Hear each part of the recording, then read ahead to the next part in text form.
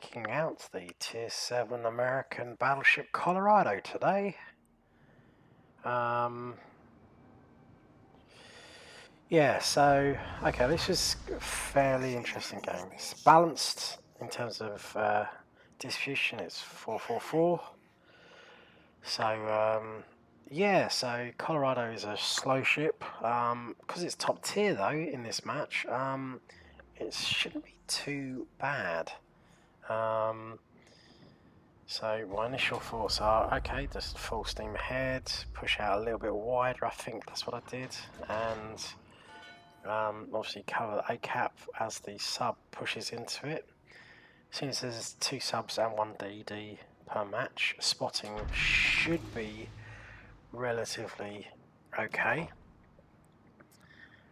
So all we need to do here is work as a squadron, as if, as it were, like there's the 4 of us on the same flank. So full steam ahead, and I think I do turn out a little bit. But this ship is not fast. It's got pretty decent guns though, and it's fairly decent in terms of range. And with a spotter plane, you can, fire some pretty long shots. But it's not too bad. It's like mid to long range.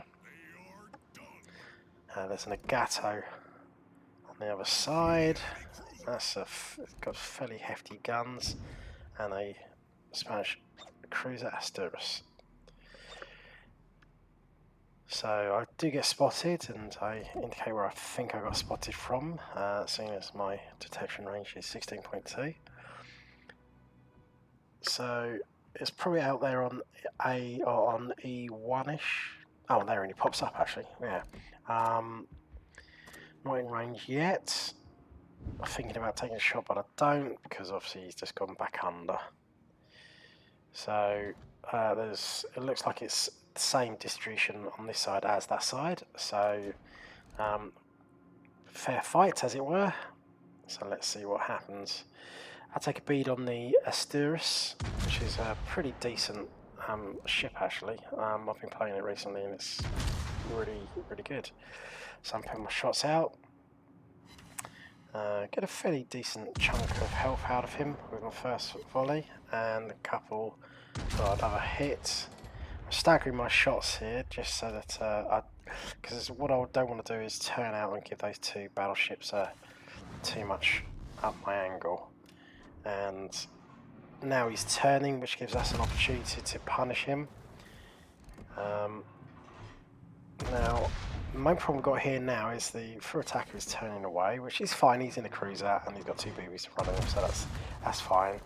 I'm continuing to punish this cruiser, and I do get a chunky hit, but unfortunately our Gneiss now on this flank is just hiding at the moment, which is, I'm starting to see this might be a bit of an issue, because with the sub pushing up, 2 cruisers out wide, I can't really turn around here. I can't really push any further forward, so I kind of need the Gneiss now to start joining the fight. And obviously because the cap is being taken over by the sub, we're about to probably lose sight of this Asturias. Yeah, there he goes, which is a bit annoying. So I'm going to have to shift my focus to these battleships. And the Ishmael is coming over as well. So I'm staggering my shots here, because obviously I don't want to overcommit anywhere, and I took a big hit there from the BB, and I could really do the Gneiss now taking some of the pressure off me. Sub pops up, so it wasn't the submarine in the cap, it was actually the Fusion. So we are outnumbered here. So we need to play smart here. We don't want to run away. We want to hold our positions and just take care with what we're doing. So I need to focus on the submarine. Unfortunately, his first few torpedoes go past me, but I'm keeping a check on where he is, and hopefully I can deal with him without him causing too much damage to me. Ganai's now is turning here, which is not great. He needs to hold his position. Do like I'm doing, just backing up, but keeping yourself angled. So I'm just looking for a decent target now. So I go unspotted, so the submarine might pop up anytime soon, so I'm keeping my eyes open to when he's going to pop up. Now with these two BBs on the edge, they're not moving anywhere quickly, so I'm just staying in range to support the submarine in case something is hunting, like the Fusion hunts him and I can get shot off. And to maintain my pressure on these battleships. So there comes the DD. So okay, Ganai's now is not really in a great position here. The DD does pop up, so I'm now going to see if I can get his shots on the third attack and might get some shots. But he's the main problem, and looks like he's going to be taking out the.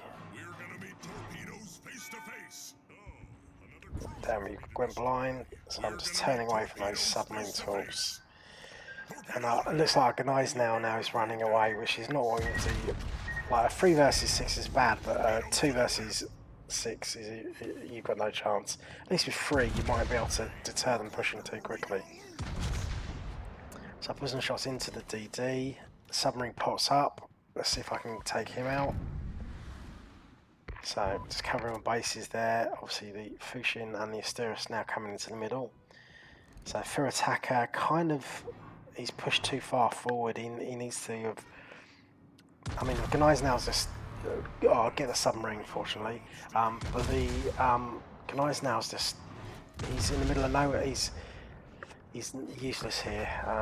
And a fair attacker dies, and then this is at this point I realise, my God, I'm now 5 versus 1. Ganai's now has just run away. I'm in a lot of trouble. I can't really turn away. It's too slow a ship for that. And I'm just thinking, what the hell do I do here? I'm thinking the Asteris might pop up, but then the Ishmael gives me a bit of broadside, so some shots out. I managed to sustain a little damage by jinking. Asteris pops up, which is helpful if I can land a shot. A note of wherever those shells were going, it wasn't where I was aiming. Asteris goes down. Fortunately, I evade the torps. DD's popped up as well. Getting rid of him would be really helpful. Shots out, but I think he was turning the other way just as I shot. Ishmael is coming into range here now. I'm almost dead. Last volley out. I managed to take him out with 3 citadels, but yeah, unfortunately, being left alone at that critical stage was not great. Ganai's now kind of left me with not many options there. And despite the fact that it was 5 versus 1 over this side, the other flank is doing even worse than we are. Somehow, I don't know how you do worse than that. Jesus. So yeah, this is. I mean, I did 130k damage, 2 kills, managed to get 4 citadels, and last Ganai's now manages to do something. Takes out the enemy DD, but too little, too late. Wrong positioning. Just.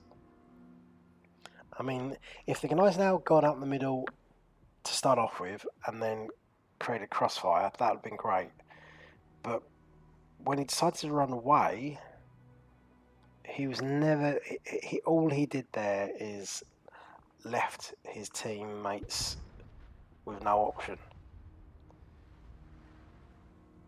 So, yeah, and now he's coming back down south again.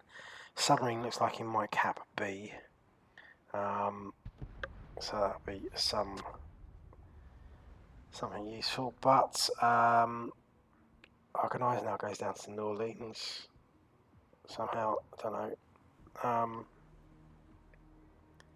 And now our 2 BBs out wide have got a sub on their tail and a BB in front of them, so they're going to be eyes in the back of their head as well as looking forward. So yeah, it should be an interesting fight. Obviously the two BBs on this side, on the A side, are going to start pushing in. Hopefully our sub can cap first, and then he can use his stealth to either help out two BBs east or stop the advance from the two BBs west. But either way, this is not looking good for the team. But we'll see what happens.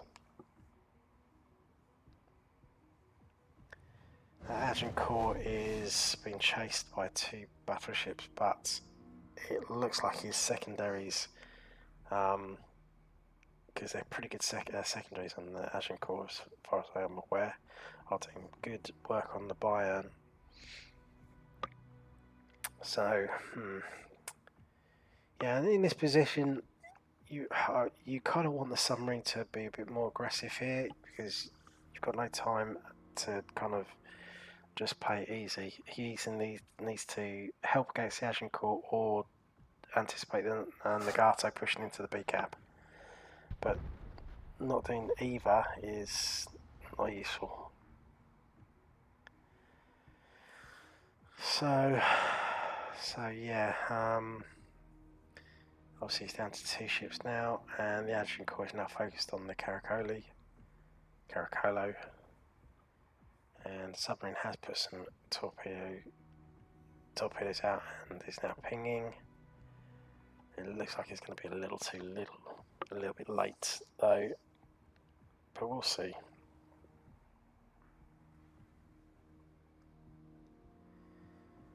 And I think the Nagato is going to be crossing into B any moment now.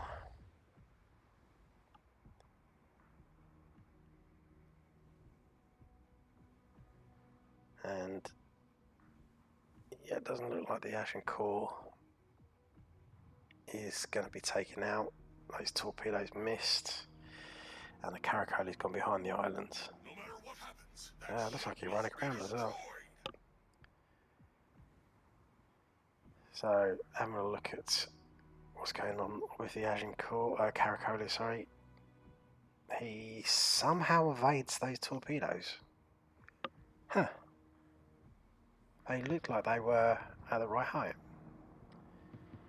But he backs out just in time to get a volley from the Agincourt, but he puts one out as well to the back hat in, and kind of misses. And the sub is still in the C cap. But yeah, the Undine now is, I mean this is a bad situation. Yeah,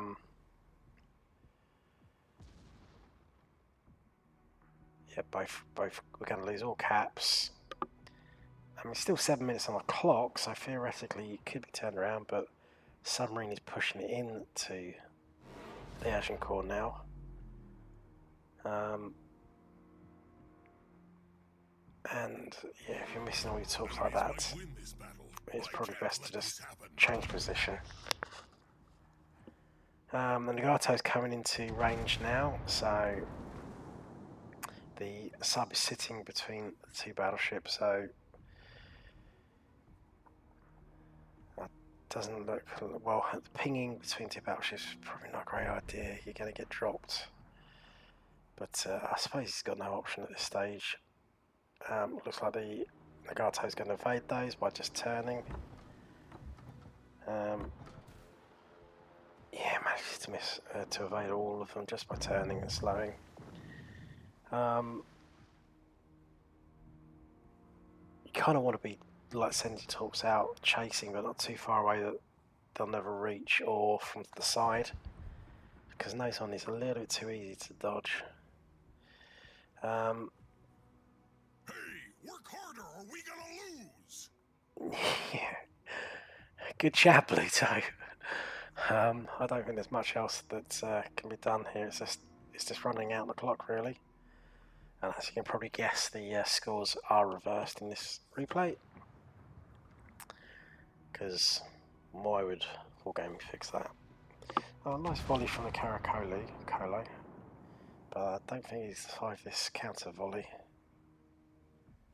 Nate gets taken out with both ships taking him out. And it's just a sub left, but there's only 10 points left to go. So this is over in a couple of secs. So on the whole, kind of a frustrating game. It's another one of those games where you kind of are doing everything right, and then your teammates just kind of like run away because I don't know, they think they don't want to get damaged, whatever it is, and yeah, a frustrating game. I mean, bearing in mind that I died very early in the game. I mean, how long was I?